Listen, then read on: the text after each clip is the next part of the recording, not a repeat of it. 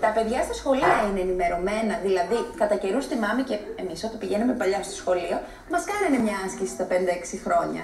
Μας λέγανε τώρα θα χτυπήσει το κουδούνι, βγείτε έξω με ηρεμία και ασφάλεια.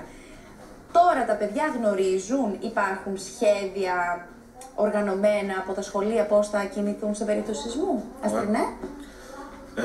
Ναι, οι ασκήσεις πλέον είναι υποχρεωτικές κάθε χρόνο. Δηλαδή κάνουμε, σε όσα σχολεία έχω περάσει, κάνουμε τουλάχιστον 2 ασκήσεις.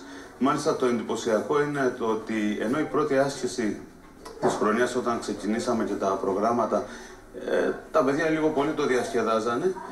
Μετά που γινόταν η ενημέρωση, τους λέγαμε ακριβώς τι πρέπει να κάνουν, γιατί έχουμε και κάποια παιδιά με κινητικές δυσκολίες, το ότι πρέπει να φύγουν τελευταία, το ότι πρέπει να τους βοηθήσουμε να κατέβουν, πρέπει να μείνουν δηλαδή κάποιοι μαζί τους.